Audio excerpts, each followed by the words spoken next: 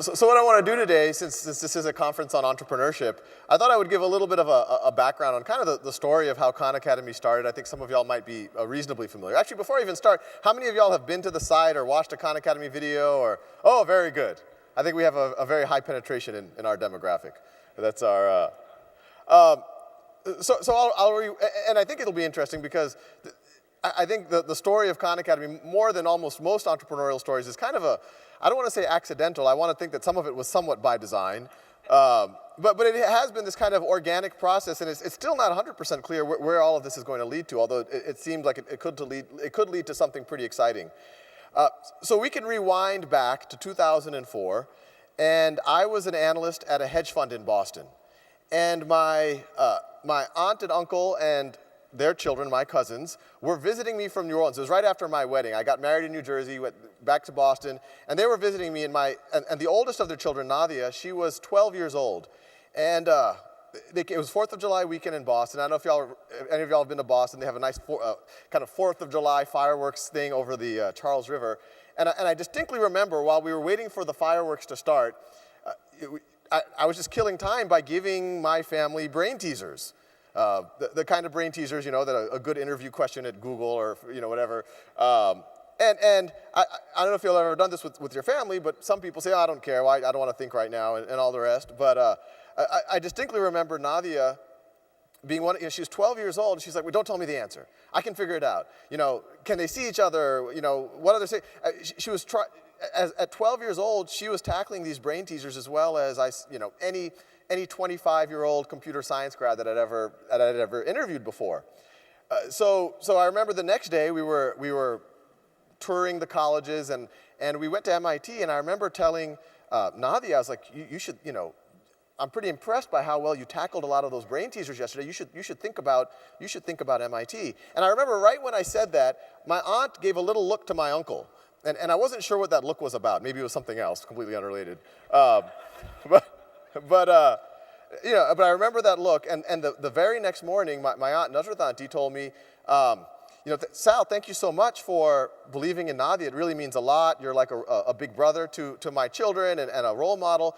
But I thought I would let you know that Nadia is actually having trouble in math, that she's gotten great grades. She's a straight-A student, but she just took a placement exam. And she did not place into the kind of the standard track where you would take algebra in 8th grade and so on and so forth. She got placed into a slower track. And so I said, that's impossible. She was tackling stuff way more abstract and deep and thought-provoking 2 nights ago than anything that you could imagine covered in a 6th or 7th grade math class. So when Nadia woke up, I said, hey, Nadia, I have trouble believing this. What did you not understand? Why do you think you didn't do well in the placement exam?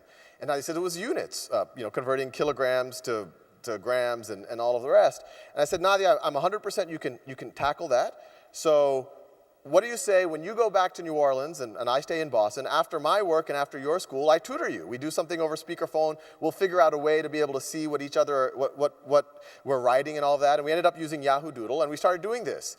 And it was kind of fun for me. I mean, even while I was at the hedge fund, I always have this, when anyone works at a hedge fund, you kind of have a rationale for why you're doing it. Although I do have an argument of how it actually does contribute to society, but that would take me longer than this talk. But I used to tell my friends, I want to do this job long enough so that I could save enough money that I could start a school on my own terms. That was always something that was a little bit in the back of my mind. I didn't really have a sense of what that would mean, but it was kind of like this life ambition for me. And so it was fun for me to tutor my cousin because I was like, hey, I can start to warm up. I can start to work and help my cousins in the process. And the first month was difficult. I remember with Nadia, it was like, x plus 3 is equal to 10. What is x? And her answers were always like 7. Or I'd say, if you have 2 kilometers, how many meters? And she'd say 2,000. And I was like, are you sure? And it was this thing that she was a smart girl, but she just had no confidence. Anything outside of math, her brain was engaged. As soon as she got a kind of a formal math problem, it's like she didn't want to think. And so there's a couple of things that I had done early on at that. And I don't talk a lot about this because the videos are what Khan Academy is got most known for is very early on, I was like, I want to make something for Nadia so that I can make sure she has 100% proficiency of the core stuff, so that she doesn't answer every question with another question. So I wrote this little thing, this little JavaScript question generator for her that literally give her as many units problems as necessary until she should get 10 in a row, or as many basic algebra or exponents or whatever, any of these core skills. And then the next day on our tutoring session, I'd say, well, did you do the problems? And she would say, oh, yeah, I did them, and I didn't really believe her. So I put a database behind it so I could keep track of when she did the problems, how much time was it taking her, and all the rest. Very simple stuff at this point. And then I started making one module after another. And I mean, this was literally like a dedicated software effort for one 12-year-old at the time.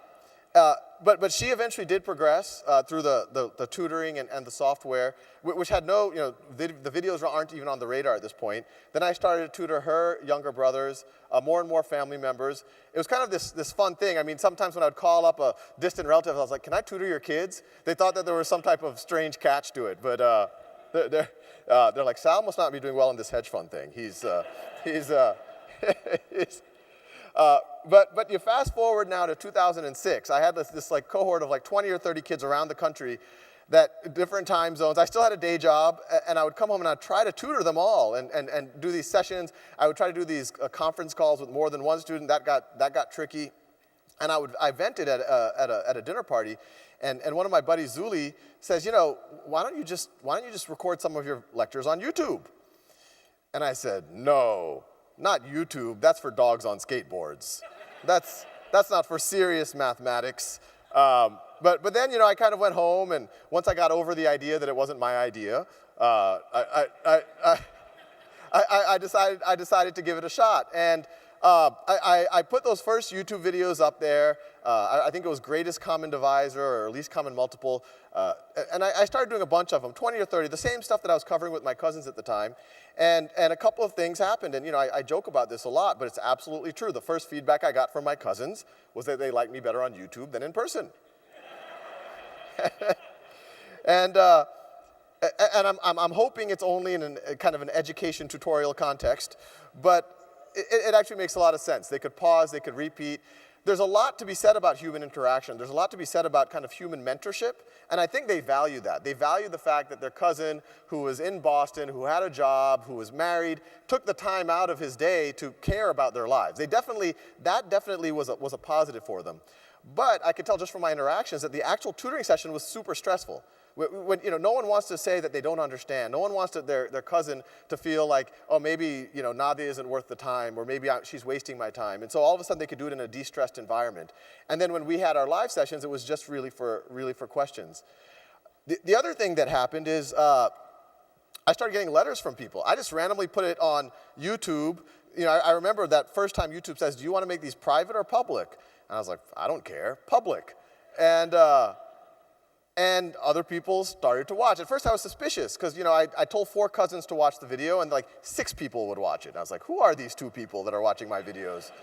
I don't know if you ever saw Julia and Julia, where she wrote a blog and she keeps refreshing it to see if people are watching. That was me in 2006. And but then all of a sudden it became clear that definitely people who I wasn't related to were watching the videos. And then they started to comment. They started to say thank you. Which that by itself is huge, because I don't know if you've seen most of the comments on YouTube. They're not all G-rated. And frankly, I think even if I was a physical teacher, just to get a thank you from a student every now and then, that's a pretty powerful idea. And so I would start getting these thank yous. But then the comments would be like, I was going to flunk algebra, now I'm the top student in algebra because I watched those 4 videos. And I was like, my God, I was sleeping or taking a nap or shaving or something, and this person was able to learn algebra. That's a pretty profound idea. And so you can imagine, I just got excited, and I just kept going. When I started off, I didn't think this was, there was something in my head that says this is a neat idea. I can make that video on least common multiple once, and it's there forever.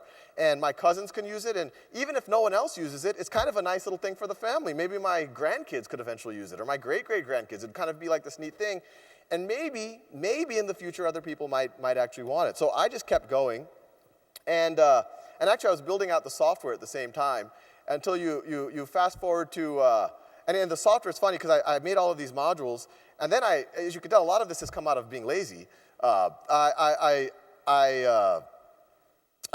got tired of assigning the modules to my cousins. I was like, because before I was like, okay, Nadia, now that you've got 10 in a row on this, you're now ready for this module. Now that you've gotten 10 in a row on negative numbers, you're now ready for fractions.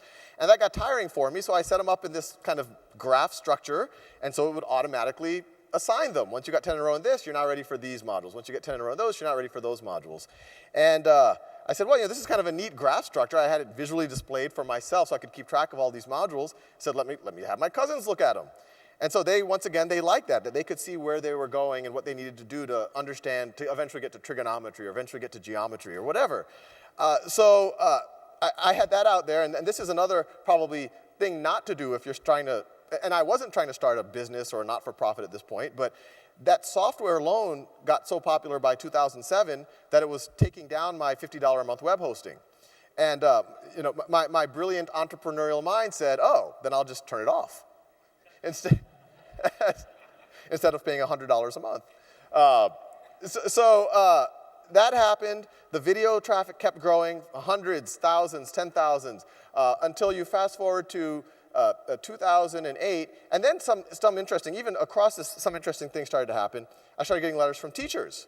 Because once again, I thought this is just for my cousins, whatever. But teachers started saying, you already gave the lecture on adding fractions. I don't have to give the lecture anymore. So now I'm assigning these for my students, and then I use my class time, the teacher's class time, to actually interact with my students, to actually kind of flip the classroom. So now the students can do homework while they're in the room and get the lecture at home at their own pace and get all the benefits that my cousins had, the reason why they liked them to begin with. And so you fast forward to 2009, and this whole thing just got kind of too exciting. And I had trouble focusing on generating alpha in my day job. And so this is probably the fourth iteration where I kind of was tempted to quit my job. The previous three, we kind of looked at our finances and says, no, we can't. But by the fourth, we're like, it wouldn't be completely ridiculous to try this out for a year. And my rationale was, at this point, I was like, there is something here. Because, at this point, I was getting hundreds of letters a day. And these were not letters of someone saying, oh, this was nice to have, this helped me review for an exam. Some of these letters were like, this is the reason why I could go to college, or this is the only reason why I'm able to pass class X, Y, or Z. And so I was like, there's something here. Made the decision to make it a not-for-profit, just because really I wanted as many people as possible to use it. And so I was thinking, there's so much worry about education right now.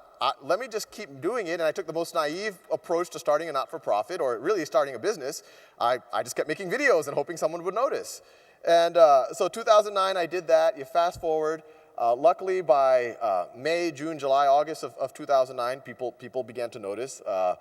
Google brought me in. They said, a lot of our engineers, a lot of our people here, they like to use your videos with their kids. Would you be willing to talk to us? So I go to Google, and halfway into the meeting, they're like, so what would you do if with $2 million? And I said, is this in an education context or just a broader question of what I would do with very different answers. But it was clear it was about education. And so I said, I would, beyond giving myself a salary, I would build out that software platform that I started off for my cousins so that students can all work at their own pace, so that teachers can get data and analytics on what the students are up to, so that we could take this model that these teachers had already started experimenting with, this model of flipping the classroom and kind of supercharging it with the software. So if you have the software, now whether you're at home or you're at school, every kid could work at their own pace. In the same classroom, you could have kids doing fifth grade math and kids doing trigonometry. And the teacher's role will now not be to grade papers, not to be lecturer, but to spend every moment of their time interacting with students, having the students every moment of their time not sitting passively in a room waiting for the period to end, but to actually interact with each other and maybe tutor each other. And so they liked the idea. So it looked like that funding process was happening, although that didn't happen until later on. And this is a lesson I learned, and I only have one experience in this, but it's like one of these things where there's a period of time where you think, boy, someone needs to notice this, and you think you're doing something that's pretty cool, and your customers or your students or whatever is like, this is a life-changing thing. and you're doing it, but no one else is noticing. And at some point, like 9 months into it, I was getting pretty insecure. I was getting like, you know, I need to start updating my resume. I don't know if the hedge fund world will hire me back because I've done this flaky thing, and all of this stuff. But then once all of a sudden it did hit, it was kind of crazy, because it was literally in the same, you know, Google looked like that process was going. Ann and John Doerr, actually they were the first to say, you at minimum deserve a salary. And then in August of 2010, so this is very recent. This is like last year. I think it was July or August. I get a text from Ann. She was at the Aspen Institute saying, Bill Gates is in front of 2,000 people talking about you right now. And I said, that prankster Ann. Or maybe that text was sent to the wrong person, because it was a very surreal idea. But later on, about 2 weeks later, I got a call from Mr. Gates' office saying, you may or may not know, but Bill's a fan. He uses these videos himself, and he uses them with his kids. And immediately when they said that, I was like, I better review some of those videos and see what I've said. But he said, and he would like to meet if you have some time. And I was literally staring at a blank calendar. And I was like, oh yeah, I think I can move a few things around, and you know, we should be able to figure out something. And so we met, and he asked how he could support, and I was like, well, you know, it would be nice to come out of the closet, so to speak. And so I was recording in the closet. So he supported us. We got office space. We have a team. And then Google came in. And now we are essentially a team. We're 8 people now. We're based in downtown Mountain View. And we're building out this software platform and videos. I keep making videos to kind of provide an education for anyone, anywhere. And we've started a pilot in Los Altos. Once again, we didn't think our strategy was, you know, go into classrooms right from the get-go. We were focused on the end student. You know, the millions of students are out there right now. We have 2 million students using it on their own every month. But Los Altos came to us and said, what would you do in a classroom if you had carte blanche? And we said, look, we're building this thing. Every kid work at their own pace. We didn't think they would be into it, but the next day they said, yeah, can we start in 2 weeks? And so we have 2 5th grade classes, 2 7th grade classes in Los Altos now, and it's been pretty tremendous. I think all of the indicators, and we could talk maybe more about that later, have been very positive.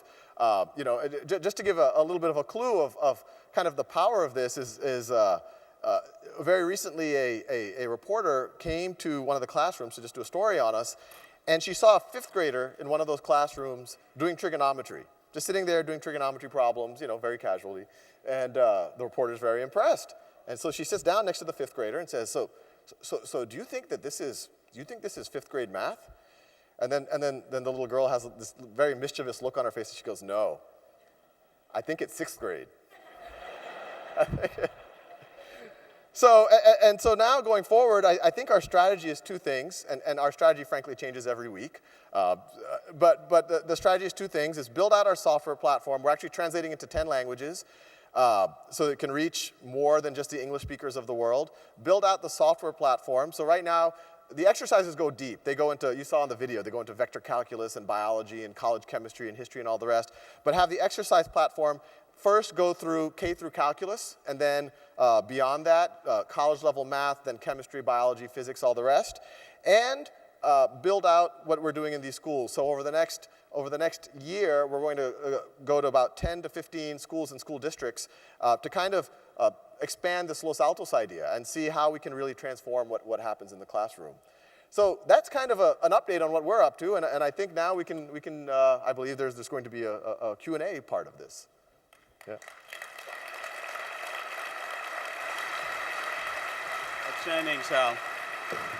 Now, for those of you living in the Bay Area, the person who's going to have a chat with Sal needs no introduction. 3-time Emmy Award-winning Raj Mathai, who just 3 months ago was named news anchor for NBC Bay Area, and he was a very well-regarded sportscaster for a number of years with that station. So let me welcome to the stage Raj Mathai.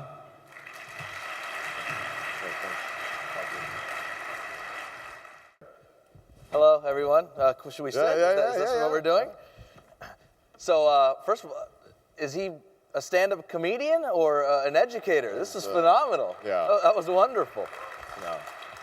by virtue of my name, I feel the desire to entertain. But I will keep my shirt on. That's my only. If you're, yeah. Yeah. I'm glad you brought it up, because the first thing this morning, I'm putting on my suit, getting ready to come here, and my wife says, what's happening today? I said, I'm going to the TiEcon event, and we're going to spend part of the afternoon with Salman Khan. And she dropped to the floor. Raced to the closet. What am I going to wear? You're coming with me? I said, no, the real Salman Khan, who will have more of an impact, I think, than the other one, right? If you want a really if you want a really surreal story, so apparently Bill Gates did a search for Salman Khan, and he forwarded his entire organization, the other guy, saying, did you know there's another Salman Khan?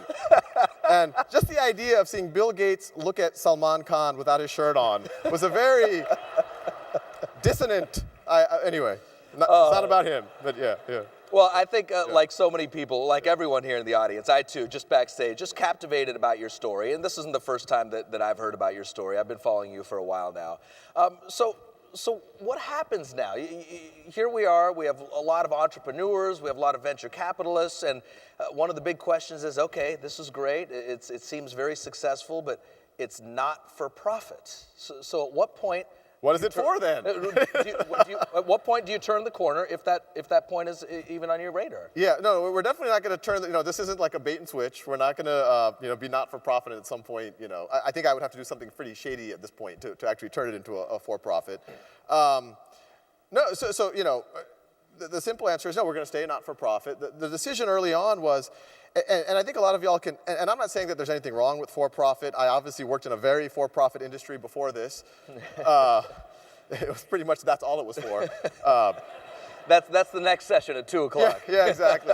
Stock tips from, no, but early on, even it was in 2008 actually, some VCs had approached me, and it was actually pretty exciting. Conversation number one, because they said, hey, this is awesome. We can fund this, you'll be able to get a salary, you can keep doing these videos full time, you don't have to find all the spare time to do it, and we can do, it'll be a double bottom line business, or we can do a social venture, whatever you want to call it, and if it works out, you'll be rich. And that didn't sound bad to me, so we scheduled another meeting, but it was obvious by meeting 2 that there was just something that wasn't. And I'm not saying there's anything wrong with this, but I was just enjoying this so much. I mean, it was really kind of like why I woke up in the morning. And by meeting 2, the conversation started to become like, well, you should continue doing this, but we should focus more on test prep, and maybe we could charge for this, or have a subscription model, or freemium, or whatever you want to call it. And, I'm not saying that they were wrong or bad, but I just started, it didn't feel as fun all of a sudden. And so I was just like, hold on, yeah, maybe we'll just wait on this, see where it goes. And then you fast forward a little bit more, all the way to 2009, and I talked to a few other VCs, and I just went through kind of an introspective process. Because, like I said in the talk, one of the really fun things about this was the idea that that people were saying thank you, that people were, that my great-grandkids could use this, that kids all over the world could use this really for all of time, that even if I got hit by a bus, these things could keep teaching. And so I went through the thought experiment of, well, what's a home run in either situation? A home run in the for-profit world, which isn't a bad thing. I mean, it's by no means certain, is, wow, you become this major player. You IPO, or you get acquired, and I think I would feel pretty good about that. I would have created a big business. I'm sure that would have reached many people. I would have become rich, which wouldn't have been bad. But then when you think about the home run on the not-for-profit side, it was even a little more exciting. Is that there's kind of this opportunity here, maybe, to start an institution, to start something that could last maybe hundreds of years. I mean, this is what I told my wife, is that, there are no for-profit entities that last more than, very few last more than a century. But there are not-profit entities that do. And, not to put Khan Academy in the same league as these organizations, but, would I rather start a GE or would I rather start a Stanford? And when I thought about it that way, I was like, it would kind of be more exciting to start the latter. And so that's the not-for-profit idea. And it's interesting, your background. It's interesting you bring up Stanford, even your own CV, MIT, and then to Harvard. You are talking about real traditional institutions here. And what you're doing, in many ways, can be viewed as very untraditional, how you're educating people. Is there a negative side of this? Have you gotten some pushback, whether it's from the traditional education community or anyone else in the community? Right now, and luckily, and I expected a lot more pushback, especially when we go into schools and all, but well, the fun thing is, the core thing what we're doing, we're going straight to the student, or straight to the parent, so we don't have to get buy-in from a lot. But even in the schools, we're dealing with the schools that have wanted to do it. We're not forcing anybody to do anything. And I think the only resistance we get is sometimes when people see, just kind of it on the surface, and they say, oh wait, lectures on video, they're going into classrooms, wait, this is here to replace teachers, or this is somehow going to, mechanize the classroom. But I think what we're saying is, it's the exact opposite. These videos and the software, they're actually about to kind of rehumanize the classroom. Instead of having a teacher up here giving a lecture and students down there passively listening, we're offloading all of that with the technology, and now class time becomes interactive. We can tutor each other, the teacher's going to walk by, every moment of their time is going to be mentoring each other. There's data, there's analytics, so that any intervention that the teacher does is very productive. So the teachers who've experienced it, they've told us this is why they became teachers in the first place. So yeah, I think the only resistance is just the knee-jerk reaction. But when they actually see what we're doing, we're actually all about empowering teachers. Do you think there will be some resistance, even more so, as Khan Academy gets more well-known? Right now it's well-known, Yes. but it's going to get to that next level where people, especially now, the economic climate in this country, where there's so many budget cuts, there's so much bad blood going back and forth. Do you expect some resistance? Because I'm sure there will be at some point around the corner. Yeah, and that, we have to be careful there, because obviously education is a very politically charged thing, and we're trying our best to stay out of the arguments. We think regardless of where everything else settles, we can be relevant. But I don't want to. Maybe it will develop. I'm not, but we haven't seen it in a strong way just yet. Okay. In terms of the subject matter now, you're doing all these videos by yourself. I'm a TV guy. I get a sore throat by talking a lot. So when you plan on expanding, are you just going to start bringing in other experts in various subjects? So based on what our focus is in the short term, we don't view that as a gating factor. I'm keep making videos. This is fun for me because there's some stuff I know, and then there's some stuff I get to learn, and I get to keep teaching it, and all the rest. And even just one guy can do K through calculus plus chemistry, biology, and physics on the course of about 3 man years. So it is this very scalable thing. But with that said, we are starting to look for other potential lecturers. And I'll even say this audience, we're translating into 10 languages, Hindi, Bengali, we've already started on, and we want to do other languages. And so there's an opportunity, one, to help redo the videos in those languages, or even teach in those languages. One thing that we're missing is basic literacy videos, but in the context of the developing world, that's super important. So yeah, we are looking to bring other people in the fold. The one thing we're not looking to do is, we don't want to be this crowdsourced hundreds, thousands of teachers, where the student watches one video from one teacher and then another video from another teacher, and it's a different quality, because first of all, that already exists. I mean, YouTube is that to some degree. There's other sites that do that. And we think that our niche is really a bond with the teacher. I mean, it's crazy because it's technology, but we think we can actually form a bond with the students. And so people, once they watch 10, 20, 30 videos from the same teacher, they're willing to invest their time and their emotional energy into it. You can obviously sell and teach this product amazingly because it's your product, and you have a dynamic personality and obviously very intelligent. How do you bring the next person in there to do the tutorial? Well, yeah, it's an open question. We're kind of doing, there's a guy who, well. Like American Idol casting call? We're thinking about that, yeah, like teaching Idol. That's the way to, there's a couple of people who there's some guys who are video bloggers who are pretty hilarious and intellectual and stuff, and they want to try it out, so we'll see how they do. And there's a guy I knew from MIT who's computer science. He's been teaching computer science. I think he's got a lot of potential, but we're not in a rush to find these teachers. We want to take our time and find people who really resonate with students. Your biggest fear moving forward? Obviously, there's been a lot of success now, but is there something in the back of your mind that you're curious about, that maybe a little fearful about as you move forward with this? Yeah, I think that, well, I think any organization at our stage, you don't want to be a flash in the pan. You don't want to, I mean, I told you, the ambition is to be something that lasts 100 years. It'll be sad if we don't last 3 years, right? So our main thing is, let's just make sure that we are continuing to drive value, that we don't get caught up in these other things, that I don't make the focus of me just going on TV and talking about education reform and becoming a policy person or something like that. So I think where we are right now, we're at this kind of inflection point. I think our main goal is to always just, put the blinders on, stay focused on really what got us to this point, which is really the end student, and making sure that we continue to add value for that student, and then the people who want to empower them, their parents and their teachers. In the Bay Area here, a lot of us are familiar with school districts that aren't as successful, whether it's in East Oakland or in East Palo Alto. Are you going to try to target specific types of areas demographically, perhaps? Yeah, and we are focused mainly on the Bay Area. We're looking all over the country and actually the world. We're going a few international schools. But what we're looking to do, Los Altos is obviously not a community in need. But what was really good about Los Altos, although two of the seventh grade classes we did were actually slower tracked kids, and they've actually been doing tremendous. It's actually, they've shown even more profound results. So, even Los Altos isn't all uniformly affluent and well-heeled. But what we're looking to do is other use cases, less well-heeled neighborhoods, charter schools, private schools, public schools, all of the above. But the one theme that we do want in all these schools is that there's buy-in.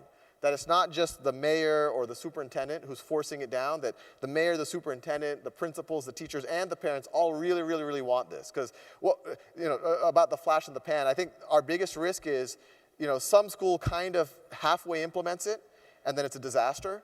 And then, everyone points at that and says, look, it doesn't work. And I think that, that would be a disaster not just for us, but I think for the whole idea behind it, which I think has a lot of power. So our goal over the next 10 to 15 school districts is just to make sure that they're unambiguous successes like Los Altos. What about you for the actual content of it? I mean, like any teacher, and you are a teacher, you have to stay fresh and current and even continue to learn about your own topics. How do you do that? Is that part of your day every day? Yeah, no, there's some stuff that I know, by virtue of my background, but there's some stuff like organic chemistry, where I took it and I did all right in the class when I took it in college, but a lot of people were asking for organic chemistry. It's like one of these core classes. Every pre-med and a lot of science majors take this. And there was actually no organic chemistry videos on the web. There aren't even bad ones out there. And, and so I said, I need to learn organic chemistry. But the one thing that I emphasize is I don't want to teach something unless I'm excited about it. I mean, we've all experienced a teacher at the front of the classroom who's like, the next step in the process is that, and you're like, if he doesn't give a damn, why should I? So I won't do a video unless I'm excited about it. And the first day of studying organic chemistry, I was not that excited about it. But actually, once I immersed myself and really started thinking about it and really started drawing the intuition, it started to get exciting. So I kind of immerse myself in subjects that I don't know. I'll call up buddies that I think might be able to connect some dots for me. And then once I feel like I have a holistic picture, then I'll just start recording. And I force a smile on my face, and I do it. But hopefully it shows up in the videos. Well, like so many people here, we saw Vinod Khosla here last night and talking about just taking a risk, going against the grain, going against the analysts that tell you one thing. You obviously are doing that. What's the spirit? What was I don't know about pushback, but when you tell your Indian parents, I'm leaving this hedge fund and my MIT and Harvard education, and I'm going to do this thing on YouTube. Was Bete, what are you doing? Oh, yeah. No, I mean, it's funny because when my wife she's finishing up her fellowship at Stanford right now, but when I first told people that, especially at Desi parties, that I had, oh, what do you do? I make videos on YouTube. And I've actually heard this, that when they hear I've heard them, well, at least his wife's is a doctor. Yes. So it's interesting though, right? I mean, thank God my wife's a doctor. But it's although a resident, she wasn't making but anyway, it's the day after I mean, my mother's very supportive of it now, but the day after I officially had quit, and I actually did not consult my mother, not like a good Desi son, but my mother called my wife and my mother-in-law and said, what? How did you let him do this? And but no, everyone's really pumped about it now. As you look around in this room now, is there something a message that you would want to kind of to give to people here as you see what you're doing and moving forward? Yeah, I mean, there's a couple. I mean, there's a broader message about entrepreneurship, and I think that's, I have a kind of a singular story. I think there's multiple ways, obviously, to kind of start something. But my story, as you can tell, it was just me trying to reach a need, and it was exciting for me when just a handful of my cousins were obviously benefiting from it, and that was enough. I was happy with just that small success. It was worth my time to build it then, and I think the lesson is, whatever you do, hopefully there's some small subset of people who find it life-changing for them, maybe, or in some way very compelling. And then if you have that, then it makes it worthwhile for you to do it. And then you kind of don't care how long. I mean, there's a possibility that in 2004 I said, I'm going to start this online video platform, and I'm going to get venture funding and all of that. And I maybe would have written a business plan, worked at it for 6 months, and then if I didn't get traction, I would have given up.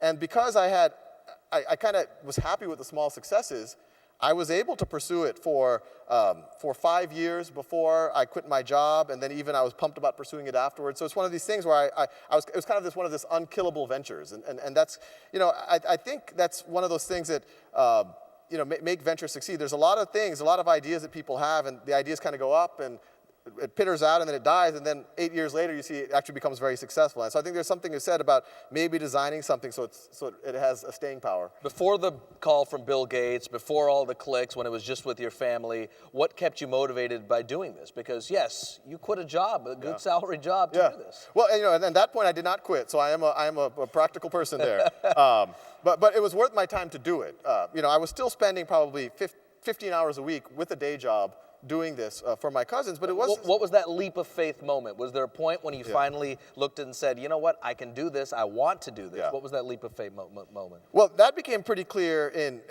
2007, 2008, when other people were watching it, and my cousins were, Nadia, not to show off, but she ended up taking calculus her freshman year in high school, and we went from being, a slow. So I mean, when you see that with just one student, you're like, this could be transformational. And so that by itself made it worthwhile. You start getting the letters from students, and then really, I had to wait until 2009 because the success of the site, balanced off with our own financial risk, is what that was the point where it just became hard for me to focus on anything else. So when you talk about these cousins now, where are they, and are they kind of your role models here of so I tell Nadia on a regular basis, you better be successful, because there's a lot riding on this. But she's now at Sarah Lawrence, and some of you the SC parents might cringe, but she's a writing major, but she's also pre-med. Really? And what I say is she's a writing major by choice, because she's actually a math rock star. And pre-med by heritage. And pre-med by heritage, exactly. Exactly. As we wrap it up here, the next phone call from Bill Gates or whoever it is, when they ask you how you're doing, have you gotten better in these last few years? Because I would imagine you have with your tutorials. Do you look back on those first tutorials and you're like, oh gosh, I'm much better now? Some of the early ones, I was like, for my cousins, they're not going to pay me. And I literally answer a telemarketer call in one of those early videos, and I don't edit it out. It's just like, no, I don't want Dish Networks, and I hang up. You could edit that out. I don't want to get sued by Dish Networks. Now, Bill Gates is watching these videos. I feel like maybe it should be a little nicer and a little bit more thought out. But I think one of the things that captured people's imagination early on is that it does feel personal. It does feel like there's just this guy recording. It doesn't feel like this publishing company is doing these computer graphics and doing all of these, and the next step in photosynthesis is when the mitochondria. This feels like this very organic thing, and so I think we want to make it more nicer, easier to watch, more polished, but we don't want to make it too polished, I guess. And that's a very good point. There's that fine line now of bringing in the TV cameras, the earpieces, the makeup, and so forth. Are you flirting with that line yet, or is it still kind of you want to stay organic? We always want to be organic. A guy at his kind of this screen capture board, or gal, explaining the concepts in real time, not with a script. We might experiment with other things for maybe history or literature, but for the most part, it's going to be the same thing. Okay, Sal, pleasure to spend some time with you this afternoon. I think I speak for the entire room. Good luck, continued success. Oh, great.